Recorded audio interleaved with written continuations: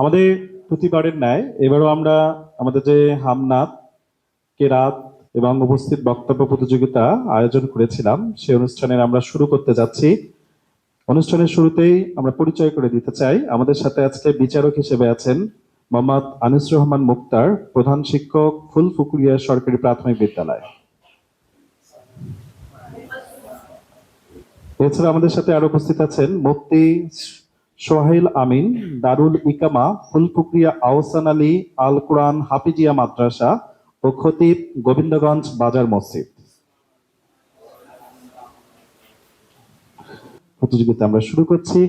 আর প্রথমেই আমরা আমাদের সাথে হুজুর রয়েছে, হুজুরের কোরআন তেলাওয়াত থেকে শুনে তারপরে শুরু করে থাকি। প্রথমে আমরা একটু অনুরোধ করছি হুজুরকে আমাদের একটা কোরআন থেকে তেলাওয়াত শোনাবে। আসসালামু আলাইকুম ওয়া রাহমাতুল্লাহি ওয়া বারাকাতুহু। আউযু বিল্লাহি মিনাশ শাইতানির রাজীম।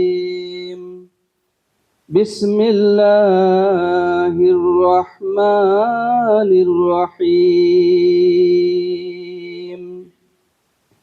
ইউসাব্বিহু লিল্লাহি মা ফিস সামাওয়াতি ওয়া মা ফিল আরদিল মালিকিল কুদ্দুসিল আজিজিল হাকীম।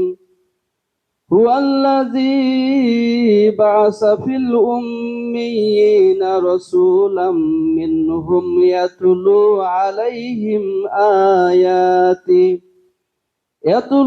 আলাইহিম আয়াতিহি ওয়া ইউযাক্কিহিম ওয়া ইউআল্লিমুহুমুল কিতাবা ওয়াল হিকমাহ ওয়া ইন কানু মিন ক্বাবলু লাফি দালালিম মুবিন।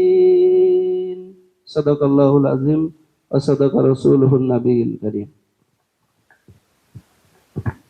ধন্যবাদ হুজুরকে। আমি একটা ভিডিও দেখেছিলাম যে বাচ্চারা যখন কান্না করে তখনও যদি কোরআন থেকে তেলাওয়াত শোনা যায় তখন নাকি তারা কান্না বন্ধ করে দেয়। তার মানে কোরআন তেলাওয়াতে যে সুর বা ধ্বনি রয়েছে এটি কিন্তু মানুষকে মোহিত করে।